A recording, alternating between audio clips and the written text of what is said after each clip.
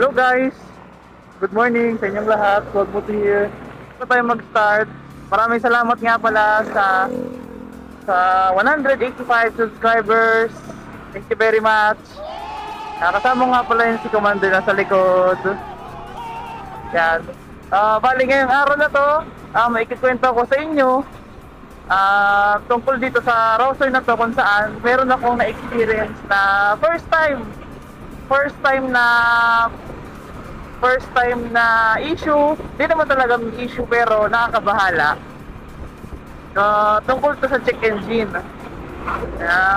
As far as I'm aware naman, halos karamihan ng may mga router naka-experience ito check engine. Bali, ang check engine nga pala, yan yung na-experience ng isang motor. Kung merong problema ang motor, it's either mga sensor o basta maski ano atang nag-sense nito. Once na na-sense ng ECU ba yun? And yun nga, binabato niya dito sa panel pag meron talagang problema.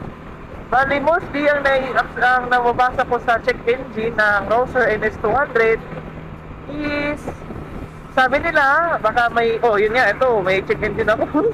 May check engine ako. Yun nga, may check engine ako ngayon. Ang sabi nila, mostly ang na-experience baka sa gas pressure o baka sabi ng oxygen sensor. Buti steady lang yung check engine ko, which means na hindi naman severe yung nasisense ng ECU. Kaya nag-consult din ako sa Kawasaki mga mechanic.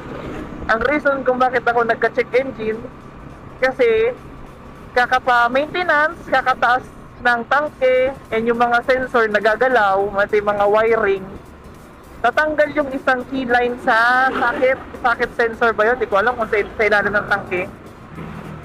Sa ilalim ng tangke niya, may sensor doon, natanggal. Tapos, yun nga, buti nga, pabiyahe pa naman pati ako ng Baguio, na experience ko siya parang pumupugak na mamataas baba yung idle.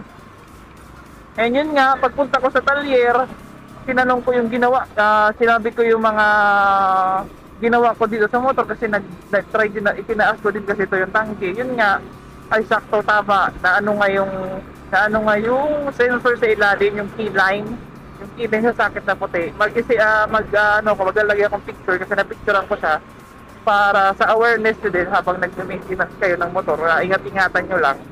Saka yun, buti nga naayos naman. Naayos naman siya. Ang sabi, naayos naman yung motor. Ito nga, umaandar naman. Good pa naman yung performance.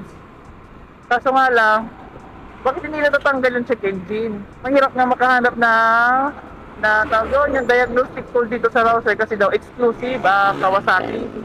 Pinaliwanag ko yung yung rason ko. Normal daw yan. Parang di naman basta-basta daw matatanggal to kasi ang reading daw ng motor or ECU, ang gusto niya is walang problema talaga, as in zero. It's either na bumili daw ako ng bagong harness na buo para matanggal talaga to. So, yung diagnostic tool na sabi niya, but hindi niya kasi dyan nadala daw yung next time kasi iba daw yung diagnostic tool ng Bajaj. Pero wala, sabi niya sa akin, sabi ko, okay ba naman ba itong patakbuhay? Sabi ko, wala naman problem yan, parang nag-iinarte lang yan. Naayos mo naman, di ba? Sabi niya sa akin, oo naman, naayos naman. Yun lang naman yung naging problema. Okay naman yan. Kung gusto mo, kung gusto ko daw, pumunta ako doon. Siyempre, medyo busy tayong tao. Hindi naman napupuntahan, pero sabi niya, wala namang problema yan. Wala namang problema. Kasi naayos mo naman na-pinpoint mo naman yung problem, hindi naman katulad. Kung hindi mo naman talaga na-pinpoint yung problem, yun ang medyo problema talaga. Pero ito, na-pinpoint ko yung problem, yung key line ng mga socket. Yan.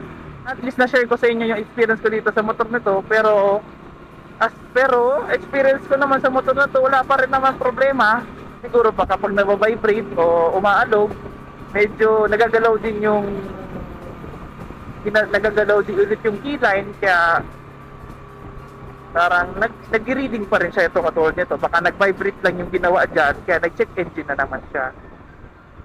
As for the performance naman ng motor, wala pa rin naman pagbabago. 100%. Sulit pa rin. Sulit pa rin yung motor. So, yun nga guys. Maraming salamat sa pakinig sa sharing ko tungkol sa motor nito.